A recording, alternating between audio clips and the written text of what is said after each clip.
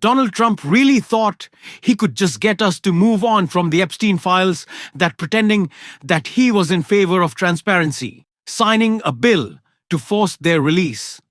And of course, that allowing Pam Bondi to put as many obstacles in place would satisfy us that we would just forget. But we are not going to, because we know a cover-up is ongoing. Because it was just exposed today by a judge releasing new information about Ghislaine Maxwell's criminality that exposes the cover-up that Donald Trump and Pam Bondi are engaged in, and why she is getting the 5-star prison treatment right now. We are going to get into it all in this shocking breaking news that is ending Trump. But before we do, if I could quickly ask you to leave a like on this video, and if you haven't already, and you enjoy our channel, to hit that subscribe button, because it goes a long way in supporting our work. Now, before we get into Donald Trump's insane reactions to this breaking Epstein news, of course the news itself, we have to start with how Donald Trump is panicking around those who will call out his Epstein cover-up. And that begins with his attack on Marjorie Taylor Greene. You're hitting the road to talk about the economy. I wonder, sir, what grade would you give your economy right now? Before I answer that, let me just tell you something. I've watched stupid people like Marjorie Taylor Greene, or some people call her Taylor Greene, some people call her Taylor Brown, because green sometimes turns to brown, which isn't nice. But I've watched her say that he spends too much time on foreign. Well, by doing that, and first of all, it doesn't take a lot of time. I made one trip. I brought back trillions of dollars on that one trip. I stopped in Japan, I stopped in South Korea, I met with President Xi and ended what could have been a big problem. You went to the Middle East, I was on that trip with you? Went to the Middle East. I brought back $3 trillion from the Middle East. I sold many Boeing airplanes on that trip, like 300. When I go on a trip, I only have one place in mind, it's the United States. So when people with low IQs like Marjorie Taylor Greene, she's a low IQ person, when she says it's too, but she was a loyal person until I wasn't able to answer her phone calls because I'm just too busy to answer people's phone calls. You can't call me 3 times a day. And it's just, not appropriate when I have, over 200 congressmen, 53 senators, 212 countries. All of these people are calling, and a family.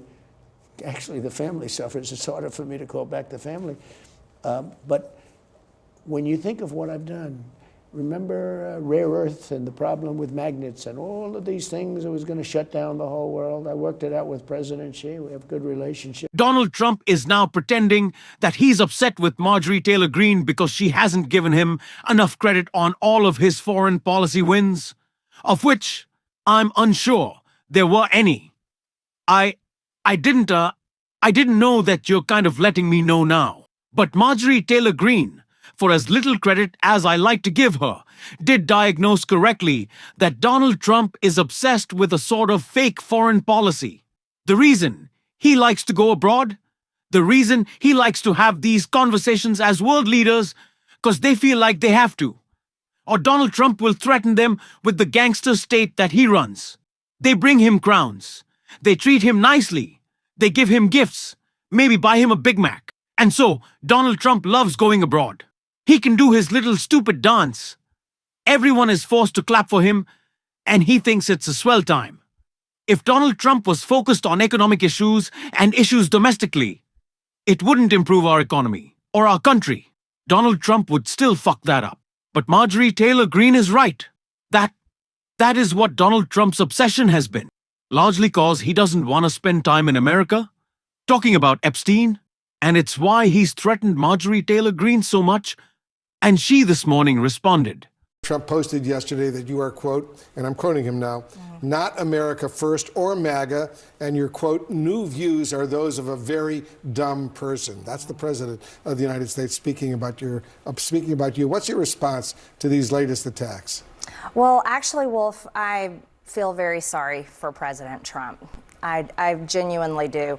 It has to be a hard place for someone that is constantly so hateful and puts so much vitriol, name-calling, and really tells lies about people in order to try to get his way or win some kind of fight. And I think that's exactly what's wrong in America today. That's what's wrong in this toxic political environment that has ripped our country apart. And I personally think that that's poor leadership from a president.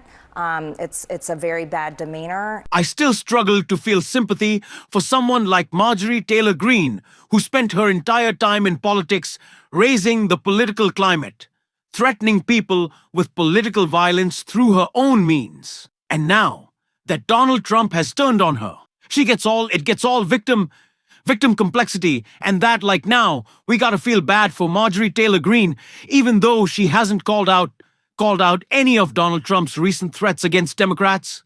It's a little, it's not really believable to me recently. But Marjorie Taylor Greene, at least, is bringing attention to the fact that Donald Trump is panicking, and he should be, because this new news about GHISLAINE Maxwell, it's a bombshell. And it is what Donald Trump thought that he could get away with. Now he can't.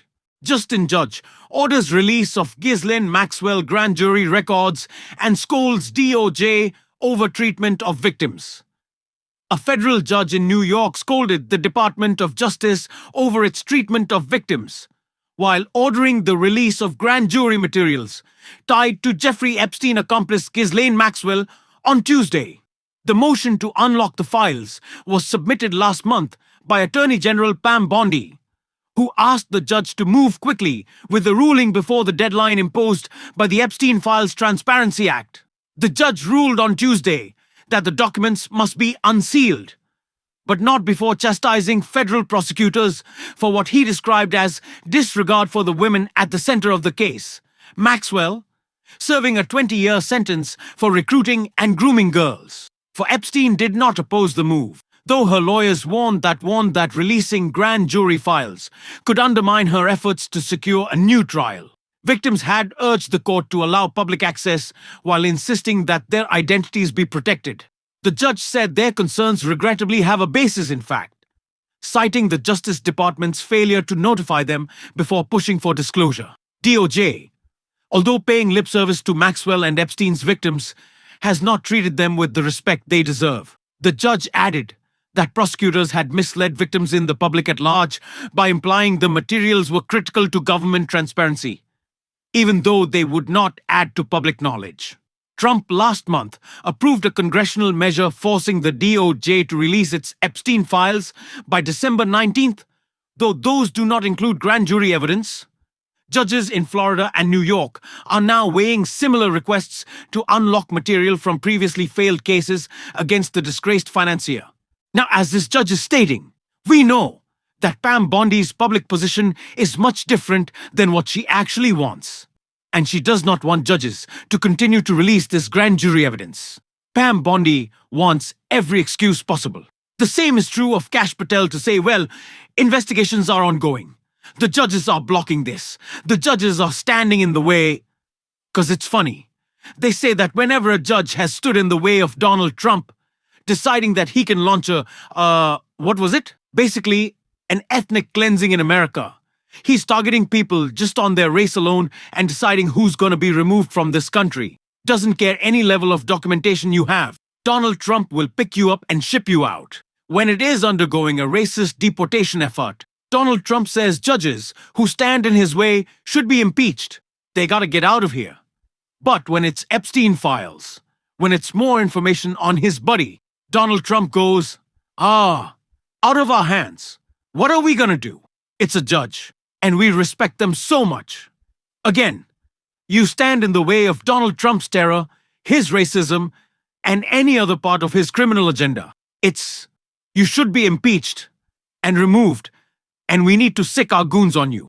But when it's Epstein info, they're like, it's a judge. What are we gonna do? Yeah, we can't disagree with the judge. You don't expect us to do that, do you? Come on, we love the law. We love the law. But they don't, and we know that. And this information is important. These newly released files, this grand jury evidence is important as another step in bringing more transparency and eliminating excuses for Pam Bondi to say, well, that's out of my control because it's not. And we know that, Pam, This scathing rebuke by the judge just goes further to show the cover-up that everyone in this administration has been a part of, that everyone in this administration is complicit in that. Everyone in this administration should face accountability for it. It is continuing to change the public narrative and put pressure on Donald Trump in a way that he just can't stop us from fighting for transparency. It's not going to happen, especially when we have members of Congress like Ro Khanna continuing to call out Donald Trump. He spoke with Lorenzo Donald last night. He said about Marjorie Taylor Greene was a little different than how I feel, but I think different perspectives are important. And of course, I got a lot of respect for Ro, so I want to hear his. But she acted honorably at every instance when it comes to these survivors. And she was moved by the survivors. And it's no doubt in my mind that she was not calculating something about what am I going to run or on the future. She was moved. I mean, you cannot hear these survivors and not be affected. The only person I know who wasn't affected after hearing this was Speaker Johnson. I mean, most people, Nancy Mace and Marjorie Taylor Greene, after hearing them, said, this is outrageous what has happened. So the law you passed through that discharge petition that Marjorie Taylor Greene helped you get through the House is now being cited by federal judge. Federal judge in Florida says, I am releasing grand jury transcripts, which we don't normally do, but I'm doing it because the law that you passed requires him to do it. For any young person watching, this is why you want to go into politics. Sometimes it actually matters being in Congress.